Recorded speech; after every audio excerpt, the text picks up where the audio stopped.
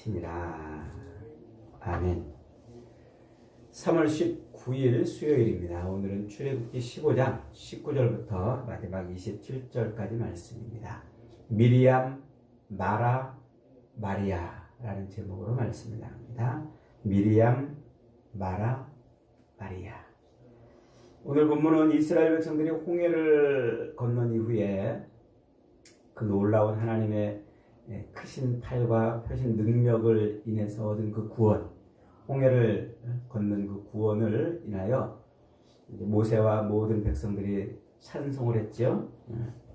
그리고 그 찬송 끝에 미리암의 찬양과 마라의 쓴물 사건이 이렇게 달려 있어요. 그래서 이 마라의 쓴물 사건이 우리에게 무엇을 말하는지 그것을 살펴보려고 그럽니다. 1절부터 18절까지는 이스라엘 백성들이 하나님의 기적적인 인도하심으로 홍해를 건넌 것에 대한 찬양을 했다고 그랬잖아요. 그래서 홍해를 건너자마자 그 홍해가에서, 홍해 이 바닷가에 서서 하나님을 찬양하는 이 모습, 이게 무엇을 가르쳐주는 모습이라고요? 계시록 21장에서 불이 섞인 유리바닷가에서 하나님이 세상을 심판하신 뒤에 유리바닷가에 서서 하나님을 찬양하는 그 백성들의 모습을 그대로 지금 보여주고 있는 거란 말이에요. 그래서 이게 지금 무엇을 말하려고 그러냐면, 구원받은 백성은, 홍해를 통과하여 구원받은 백성은 그 입에 항상 무엇이 붙어 있어야 된다? 찬송이 붙어 있어야 된다. 이게 굉장히 중요한 의미예요. 그러니까 이스라엘 백성들이 홍해를 건너자마자 행한 첫 번째 일은 하나님의 그 놀라운 구원을 찬송하는 거예요. 그래서 이사야 선지자의 말씀대로 이 백성은 내가 나를 위하여 지었나니 나의 찬송을 부르게 하려 함이라 하는 그 말씀이 성취가 되는 거예요. 그래서 이사야 43장 7절 보면 내 이름으로 불러지는 모든 자 곧 내가 내 영광을 위하여 창조한 자를 오게 하라. 그를 내가 만들었고 내가 지었느니라. 그러니까 하나님이 창조하신 백성들이 하나님을 찬양하며 살아야 되는데 그걸 잃어버린 거예요. 그 찬양을 빼앗겨버린 거예요. 그래서 아담의 그 범죄에 의해 하나님을 찬송하고 찬양하며 살아야 될 그 백성들이 오히려 하나님을 대적하고 늘 원망과 불평의 삶을 사는 겁니다.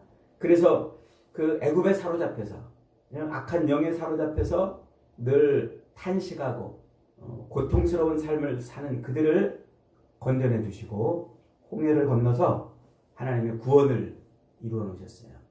그래서 그 구원받은 백성들의 입에는 뭐만 붙어 있어야 된다? 찬송만 붙어 있어야 된다.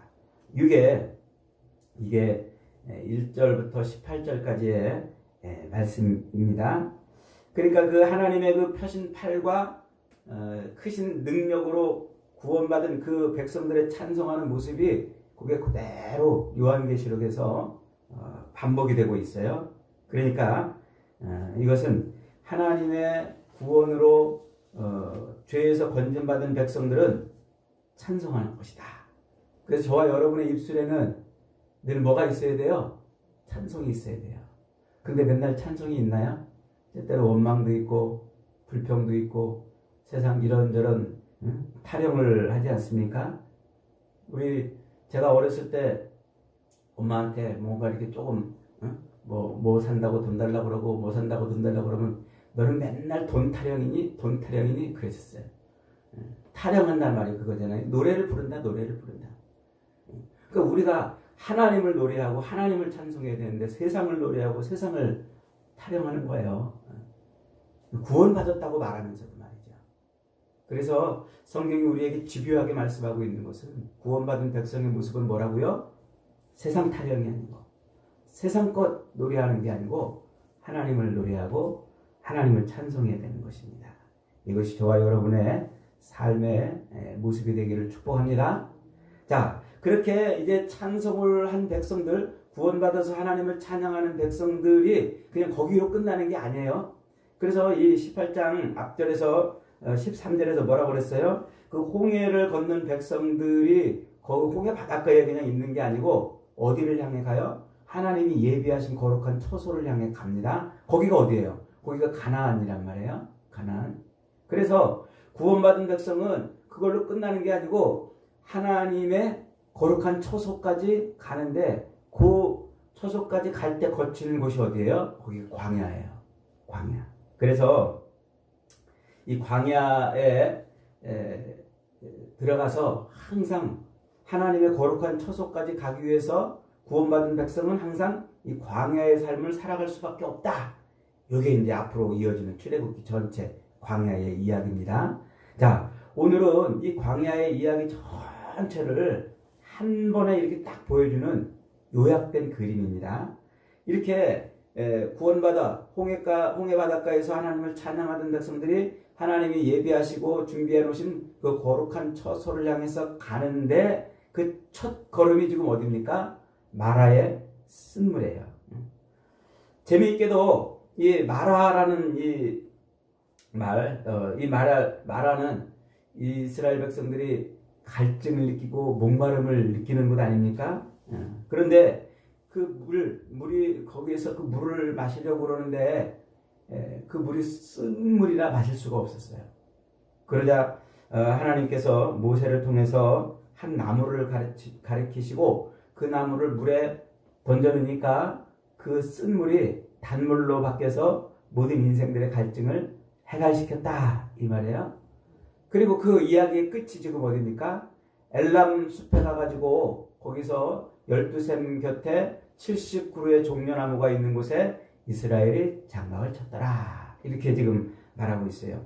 그래서 이게 지금 이스라엘 백성들이 마라의 쓴물에서 하나님이 가리키시는 한 나무를 통해서 갈증이 해갈된 다음에 그 다음에 12샘과 70그루 종려나무가 있는 그곳에서 이제 그들이 장막을 친 이 모습이 요한계시록 22장 1절로 2절에 나오는 바로 그 생명수 생가에 생명나무가 풍성히 열매를 맺어 거기에 거하는 바로 그런 모습인 것이죠. 그 모습, 그 하나님의 그 완전하신 구원에 이르러서 모든 갈증이 해갈되는 그 자리까지 가기 위해서 하나님이 이 광야에 있는 동안 무엇을 하시냐면 26절 한번 봅니다. 너희가 너희 하나님 나 여호와의 말을 들어 순종하고 내가 보기에 의를 행하며 내 계명에 귀를 기울이며 내 모든 규례를 지키면 내가 애굽 사람에게 내린 모든 질병 중 하나도 너희에게 내리지 아니하리니 나는 치료하는 여호와니라. 그러니까 구원받은 백성이 홍해를 건넌 백성이 하나님의 거룩한 처소까지 가기 위해서 거쳐야 되는 그 광야, 그 광야 기간 동안에 뭘 하란 말이에요? 하나님 앞에 의를 행하고 하나님의 계명을 지켜 행하면 하나님이 치료하시는 하나님으로 그들에게 함께 하실 거란 말이에요. 그래서 치료하시는 하나님이 요한계시록 22장 1절로 2절에 나오는 만국을 치료하는 하나님으로 그렇게 등장하는 그 완성된 모습으로 나타나는 거예요. 그 모습을 하나님이 주시겠다는 거예요. 무엇을 할 때? 이 광야를 지나가는 동안 의를 행하고 계명을 지킬 때 그런다는 것이죠. 자, 그러니까 오늘 본문이 말하려고 하는 것은 바로 하나님께서 우리 인생을 뭐 하시겠다는 거예요? 치료하시고 회복하시고 영원히 목마르지 않는 샘 곁에 장막을 치게 하시겠다 이 말이에요. 그것을 오늘 뭐라고 지금 이렇게 설명을 해주고 있냐면 미리암 마라라는 이 이름으로 설명을 해주고 있습니다. 자, 이 미리암 갑자기 모세와 이스라엘 백성들이 찬양했는데 그러면 모든 백성들이 다 찬양했는데 갑자기 미리암이 툭 튀어나와가지고 미리암이 따로 여인들과 속을 치며 춤추며 찬양하는 모습을 왜 설명해 놓을까요? 바로 이 얘기를 하고 싶어서 그런 거예요. 이 마라의 쓴물 사건 이야기를 하고 싶어서 말이죠. 이 미리암과 마라라는 말은요 히브리어로 어원이 똑같은 말이에요. 마르라는 말에서 왔는데 마르 이게 쓰다 혹은 불평하다 혹은 괴롭다 또 패역하다 이런 것을 의미해요. 그러니까 미리암이라는 말은 복수형인데 아주 쓰디쓴 인생들이라는 거예요. 쓰디쓴 인생들, 패역한 인생들, 그 패역한 인생들이 하나님의 구원을 인해서 찬송을 하는 거예요. 그런데 그렇게 찬송하다가 갑자기 목이 마르니까 뭐 했어요? 원망하고 불평하는. 그게 하나님의 구원을 받았다고 말하는 그런 인생들의 실제 모습이라는 거예요. 그래서 이 쓴 물을 인해서 그들이 원망하고 불평을 하는 것이죠. 그러니까 출애굽에서 세례를 통해서 구원받았다고 해도 그 인생의 진짜 모습은 뭐라는 거예요? 아주 쓰디쓴 원망하고 불평하는 그런 모습이라고 지금 말하고 있는 거예요. 그렇게 쓰디쓰고 고난과 불평의 인생이 그 여정이 하나님의 계명을 지키고 갈 때 어떻게 된다고요? 하나님이 가르치시는 한 나무를 인해서 달고 갈증이 해갈되는 그런 인생으로 바뀌고 그리고 영원한 생명수 샘 곁에 장막을 치는 인생으로 바뀐다는 겁니다. 이 그림이 곧 구원에 대한 이야기를 해주는 것 아니겠습니까? 바로 그걸 말하고 싶어서 지금 미리암, 마라라는 말로 지금 이렇게 워드플레이를 하고 있는 거예요. 재미있게도요, 예수님께서 십자가에 달려 죽으실 때 그 십자가 곁에 마지막까지 그 장면을 지켜보고 있던 사람들이 누구라고 성경이 소개하고 있습니까? 마리아들이라고 소개를 하고 있어요. 마리아들. 그리고 예수님이 십자가에서 죽으셨다가 부활하실 때 그 부활의 첫 증인이 누굴까요? 역시 마리아들입니다. 이 막달라 마리아와 다른 마리아가 예수님의 그 무덤 곁에 처음 와서 예수님의 부활을 목격하지 않습니까? 마리아는 권력도 없고 인기도 없고 가진 것도 없는 7 귀신에 들려서 망가졌던 그런 인생이었어요. 근데 그런 인생이 제일 먼저 뭘 봅니까? 부활의 장면을 목격하는 거예요. 그런데 왜 이름이 하필이면 마리아일까요? 예수님이 십자가에 매달려 죽으실 때 끝까지 그것을 지켜본 여자들도 마리아라고, 이 마리아 저 마리아 이 마리아 이름들이 나와요. 그리고 예수님의 부활을 처음 목격한 사람도 역시 마리아와 막달라 마리아와 또 다른 마리아 이러면서 마리아들이라고 이렇게 설명을 하고 있습니다. 왜 하필이면 마리아일까요? 거기 굉장히 중요한 의미가 있어요. 이 헬라어 마리아라는 요 말이 히브리어 마라를 음역을 한 거예요. 그냥 히브리어 마라를 헬라어로 이렇게 번역하면서 마리아 이렇게 번역해 놓은 거예요. 그러니까 이 마라라는 말은 뭐예요? 아까 앞에서 봤던 것처럼 쓰다 혹은 괴롭다 혹은 불평하다 이런 뜻이라고 그랬죠? 이 마라라는 단어를 에스겔서 2장 7절에는 이렇게 쓰고 있어요. 그들은 심히 패역한 자라. 하나님의 에스겔 선지자에게 하나님의 말씀을 이제 이스라엘 백성들에게 유다 백성들에게 전하라고 그러면서 그들을 뭐라고 그러냐면 그들은 심히 패역한 자들이라. 듣든지 아니든지 내 말로 가서 고할지어다 이렇게 말씀하고 있어요. 그 심히 패역하다 이 말이 마라라는 말이에요. 근데 마라라는 말은 쓰다 혹은 괴롭다 혹은 불평하다 혹은 심히 패역하다 이 말이 들어있는 말이란 말이에요. 자, 이 마라라는 이 단어가 사람에게 처음 쓰인 곳이 어디입니까? 룻기서에 처음 나오죠. 룻기서 1장 20절에 보면 나오미가 그들에게 이르되 나를 나오미라 칭하지 말고 마라라 칭하라. 이는 전능자가 나를 심히 괴롭게 하였습니다. 나오미라는 여인이 자기 남편과 애들을 데리고 저 베들레헴을 떠나서 모압 땅으로 가서 흉년을 피해 모압 땅으로 갔는데 거기 가가지고 그만 남편도 죽고 애들 둘 결혼했는데 두 아들이 다 죽고 며느리만 남은 거예요. 이방 여인, 모압 여인들만. 그러니까 모든 것을 다 잃어버리니까 이 나오미가 아이고 다시 나는 고향으로 돌아가겠다고 이렇게 가잖아요. 그때 쫄래쫄래 누가 따라와요? 룻이라는 둘째 며느리가 따라와요. 그런데 그 룻한테 나오미가 뭐라고 그러느냐? 야, 나를 나오미라고 이제 부르지 말아라. 나는 괴로운 인생, 쓰디쓴 인생이다. 나를 마라라고 불러라. 이렇게 한단 말이에요. 그 나오미라는 인생이 모든 것을 다 잃어버리고 쓰디쓴 인생이 되었는데 그가 고향에 와가지고 어떤 일이 벌어져요? 자기 며느리 룻이 보아스를 만나가지고 그 아기를 낳아가지고 그 나오미의 품에 아기를 안겨줘요. 그러면서 그 룻기서의 마지막 장면을 나오미가 장식을 해요. 그래서 사람들이 나오미를 행복한 여인이라 그러고 모든 것을 품에 안은 여인이라 이렇게 하면서 룻기서가 끝나요. 그러니까 룻기서의 주인공이 사실은 누구였던 거예요? 나오미였던 거예요. 룻이 아니라 나오미였던 거예요.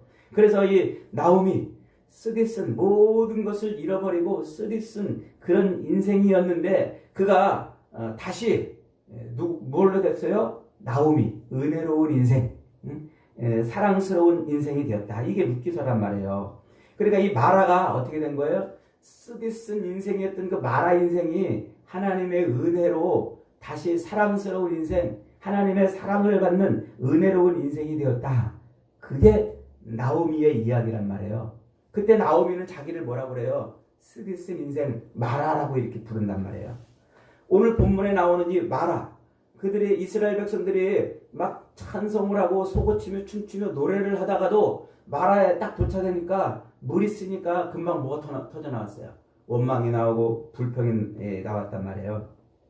그래서 그곳 이름을 마라라, 쓴 물이다 이렇게 불렀단 말이죠. 그때 하나님께서 어떻게 하셨어요? 모세를 통해서 한 나무를 가리키고 그 나무를 물에다가 던져 넣어가지고 그 물이 쓴 물이 단물로 바뀌어지게 해서 그 이스라엘 광야로 쏟아져 나와서 목말라서 원망하고 불평하던 백성들의 그 모든 갈증을 해갈시켜 주신 것입니다. 이게 지금 뭘 상징하는 거라고요? 하나님이 가르치시는 한 나무, 곧 예수 그리스도의 그 십자가로 인해서 쓰디쓴 인생이, 목마른 인생이, 갈증을 느끼는 인생이 해갈을 얻는다는 그 얘기를 하려고 그러는 거예요. 그래서 예수 그리스도의 십자가 주변에는 마리아들이 잔뜩 있는 거예요. 마리아들. 예수 그리스도가 달리신 그 나무가지의 주변에 마라 인생, 쓰디쓴 인생, 7 귀신 들렸던 그런 마리아가 그렇게 잔뜩 있는 모습을 성경이 일부러 그렇게 자꾸 보여주는 겁니다. 목말라서 죽게 될 인생, 쓰디쓴 인생, 불평하고 원망하는 인생, 패역한 인생, 그런 인생들이 십자가 주변에 모여들어서 그 십자가로 말미암아 달콤한 인생, 새로운 인생이 되었다. 갈증을 해결하는 인생이 되었다. 그걸 지금 말해주고 있는 거예요. 그래서 그 쓴물 인생들이 단물 인생으로 변하는 것. 저주받았던 것 같은 이 마라 인생이 나오미의 인생으로 바뀌는 것처럼 7 귀신 들렸던 그 마리아의 인생이 부활의 첫 목적자가 되어서 부활의 증인이 된 것처럼 저와 여러분이 그런 인생이라는 거예요.